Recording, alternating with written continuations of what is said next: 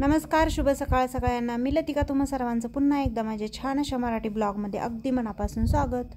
तर सुंदर दिवसाची सुंदर अशी सुरुवात झालेली आहे आणि इथं बघा छान असं ऊन पण पडलेलं आहे आणि मस्त असं सूर्य उगवलेला आहे, कोवळं ऊन आहे आणि घराच्या सभोवती आहे ना छान अशी आंब्याची झाडं आहेत. तर ही 2 आंब्याची झाडं आहे, शेजारी नारळाचं सुद्धा झाड आहे, पण काय नारळाला नारळ येत नाहीत. 5 वर्ष झालं नारळ लावून, पण नारळाला अजून नारळ येत नाहीत. मात्र आंब्याच्या झाडांना उन्हाळ्यामध्ये आंबे मात्र येतातच. तर भरपूर असा शेतीचा प्लॉट आहे घराच्या शेजारी.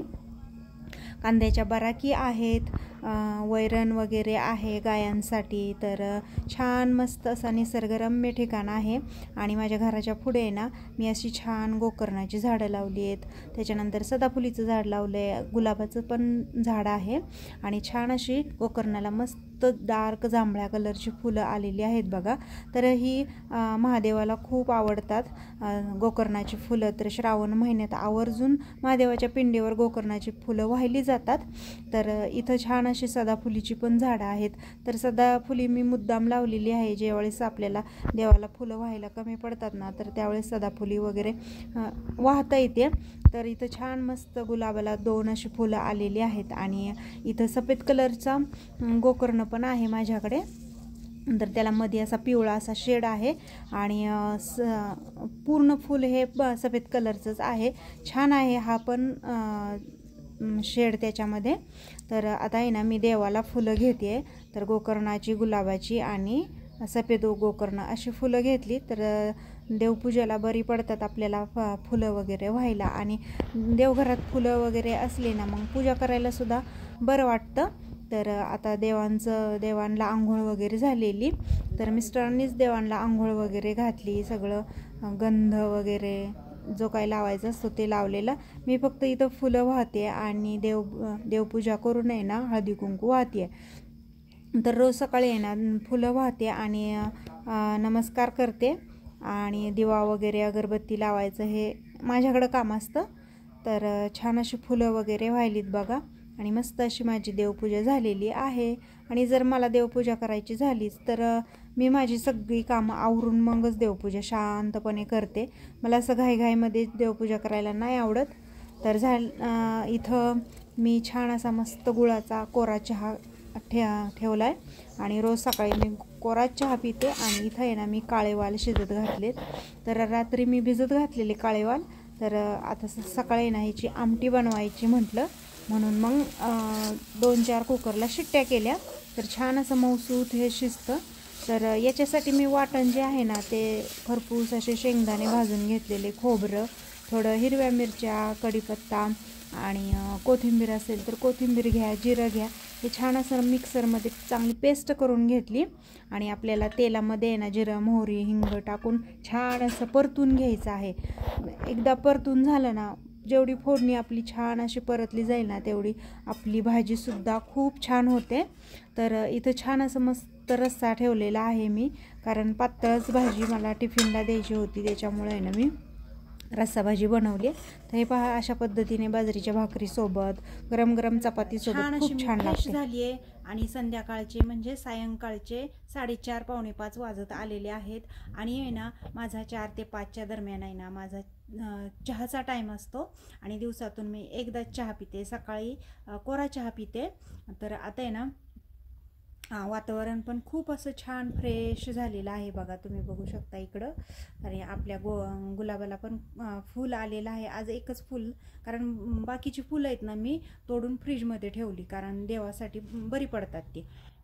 तर आता आहे ना आणि आपल्या गोकर्णाला सुद्धा माझ्या पाठीमागे हा जो वेल दिसतोय ना तो गोकर्णाचा आहे आणि त्याला सुद्धा खूप छान अशी फुलं आलेली आहेत. आणि आज खूप सारी फुलं आली गोकर्णाला. हा एक लव्हेंडर कलर, डार्क कलर, जांभळ्या कलरचा आणि एक व्हाईट कलरचा, असे 2 कलरचे गोकर्णाचे झाडं वेल आहेत माझ्याकडे. तर आता आहे ना तुम्हाला मी माझा घोसावळ्याचा वेल दाखवते, म्हणजेच गिलक्याचा वेल. तर खूप असा पसरला आहे, पण त्याला गिलके मात्र एक सुद्धा येत नाही आहेत. फुलं मात्र येतात पण गिलकच येत नाही आहेत. तर कशामुळं ते काही समजतच नाही. तर तुम्हाला दाखवते. तर हे बघा भरपूर छान असा मोठा वेल आहे इथं आणि गिलक मात्र एक पण लागलेलं नाही याला. तर वेल खूप पसरला आहे, पण गिलकं मात्र एक पण नाही लागलं याला. आणि या साईडला आहे ना टोमॅटोचा झाड आहे बघा, आणि छान असे टोमॅटो लागलेत बघा याला. इथं पण आहे बघा, लाल बुंद असे मस्त टोमॅटो आहेत, मोठे आहेत टोमॅटो. आणि इथं एक आहे पिकलेला.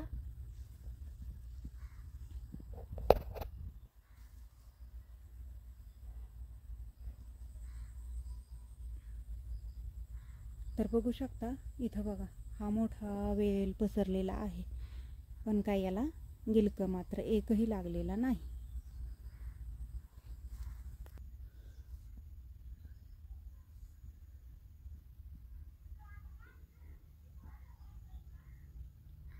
तर चला आता मी चहा बनवते, मस्त कडकडीत असा चहा बनवते आणि कार्तिकला भात शिजत घालते. तर आज कार्तिक मला बोललेला की आई मी घरी आल्यानंतर मला दूध भात खायचा आहे, तर त्याच्यासाठी भात शिजवते, मग तो आल्यानंतर दूध भात खाईल. आणि माझ्यासाठी मस्त असा कडकडीत आलं टाकून चहा बनवते. कार्तिक आला बघा शाळेतून, पळत पळत येतो आहे की नाही.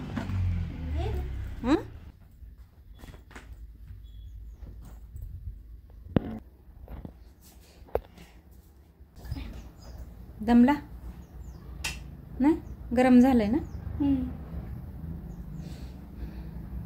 तुला काय बनवलंय आज मी? यस, तुला आवडतो ना. तर कपडे काढ, फ्रेश हो, तोंड हात पाय धु, तुला गरम गरम दूध भात देते खायला. हां हो, लगेच देते ना. कपडे काढ ना बाळा, कपड्यांवरती पडतं मग, डाग पडतात ना कपड्यांवरती, मग स्कूलमध्ये ओरडतात ना. तर चला आता मी आहे ना डोसे बनवते. तर संध्याकाळच्या वेळेस मी डोसे बनवते आणि आता वाजलेत 7:45. तर संध्याकाळी आहे ना आम्ही डोसे करतो, कारण काय होतं सकाळचं आहे ना वेळ मिळत नाही आणि मिस्टर सकाळी लवकर जातात आणि मग नाश्त्यासाठी काही ते थांबत नाहीत. जर ते थांबत असते ना तर मग नक्कीच मी डोसे इडल्या वगैरे बनवले असतात, पण आता ते संध्याकाळचे येतात ना, मग बऱ्यापैकी ते गरम गरम खायला चांगलं लागतं. मग आत्ता मी त्यांच्यासाठी डोसेच बनवणार आहे. डोसे बनवणार आहे, त्याच्यासोबत बटाट्याची चटणी म्हणजेच बटाट्याची भाजी आणि शेंगदाण्याचं बेसन. तर नारळ नाही आहे, ओला नारळ नाही आहे, त्याच्यामुळे आहे ना मी शेंगदाण्याचं बेसन बनवणार आहे. तर शेंगदाण्याचं बेसन कसं बनवलं जातं ते तुम्हाला मी रेसिपी शेअर करते. तर शेंगदाण्याचं बेसन करण्यासाठी आहे ना मी इथं खरपूस असे शेंगदाणे घेतलेत, मुठभर शेंगदाणे आहेत, थोडं खोबरं किसून घेतलेलं आहे. आणि हे तुम्हाला जरी तेलामध्ये परतून घ्यायचं असेल तरी चालतं, नाही घेतलं तरी चालतं, मी तसंच घेतलं आहे. आणि हिरव्या मिरच्या घेतल्यात, कमी तिखटवाल्या ह्या मिरच्या आहेत, थोडासा कढीपत्ता घेतलेला आहे. आता हे आहे ना आपल्याला मिक्सरमध्ये छान अशी बारीक पेस्ट करून घ्यायची आणि आपल्याला तेल टाकून आहे ना हे छान मस्त असं तेलामध्ये परतून घ्यायचं. तर हे पहा मी गॅसवरती आहे ना टोप ठेवला आहे. तर आता थोडीशीच बनवायची होती, मला काही जास्त बनवायचं नव्हतं शेंगदाण्याचं बेसन, त्याच्यामुळं मग मी टोपच ठेवला, कढई वगैरे नाही ठेवली. तर आता तेलामध्ये आहे ना तेल तापलं आहे का नाही हे चेक करण्यासाठी आहे ना मी मोहरीचे थोडे दाणे टाकले. तर आता तेल छान असं गरम झालं आहे, इथं मी जिरं मोहरीची फोडणी देते आणि त्याच्यामध्ये आहे ना कढीपत्त्याची पानं टाकली आणि जे काय मी वाटण वाटलेलं ते याच्यामध्ये छान असं परतून घ्यायचं. मस्त तेल सुटेपर्यंत जर परतून घेतलं ना तर खूप छान अशी भाजी होती. आणि याच्यामध्ये आपण खोबरं आणि शेंगदाणे घातल्यामुळं आहे ना याला छान असं तेल सुटतं. तर मस्त परतून झालेली माझी 1-2 ते 3 मिनटात आपली वाटण आहे ना ते छान असं परतून होतं. आणि मग मस्त असं बघा मी पाणी टाकलं, जेवढं गरज वाटेल तेवढंच टाकलेलं आहे पाणी. आणि छान अशी बघा ही अशी मस्त आपली शेंगदाण्याचं बेसन तयार होतं. तर कोणी ह्याला झिरकंसुद्धा म्हणतं, तर कोणी शेंगदाण्याची आमटी म्हणते की. तर चला कार्तिक आहे ना अभ्यास करतोय, तर तुम्हाला खालीच बसला अभ्यास करायला, कारण आहे ना उद्या टेस्ट आहे, म्हणजे आपली जी फायनल टेस्ट असते ना तर ती चालू आहे. त्याच्यामुळं जो काही लिखाणाचा जो अभ्यास आहे ना तो करून घेतो आहे आणि मग त्याच्यानंतर मग काय जे रीडिंग वगैरे असेल ना ते करून घेईल आता तो. आता मला त्याचा अभ्यास घ्यावा लागेल, कारण उद्या टेस्ट आहे म्हटल्यावर त्याचा अभ्यास करून घ्यावा लागेल. तर मी आता पटपट स्वयंपाक आवरते. आपलं पीठ बघा छान असं फर्मेंट झालेलं आहे. आता मी हे एका दुसऱ्या टोपामध्ये ट्रान्सफर करते, म्हणजे याच्यामध्ये पाणी घालू नाही ना मला पीठ पातळ करता येईल. पीठ तसंही पातळ आहे, पण अजून मला डोश्यासाठी पीठ हे पातळच लागतं.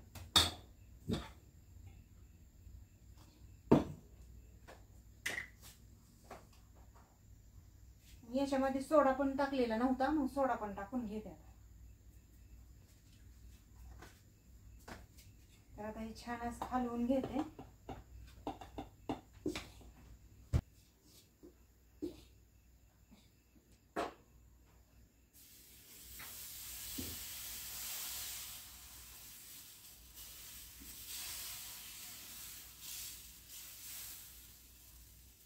त्याला जाळी काय सुंदर पडली बघा, मस्त असं फर्मेंट झालेलं पीठ, त्याच्यामुळे मग त्याला जाळी छान बसते.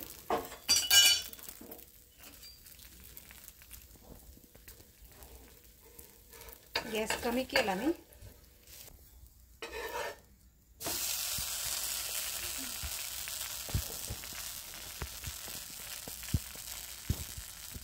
बटाट्याची भाजी पण तयार झाली बघा, छान अशी मस्त बटाट्याची भाजी केली आहे.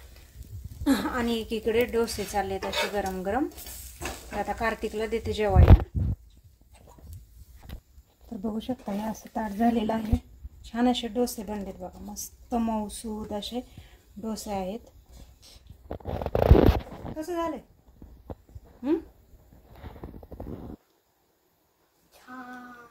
छान झाले.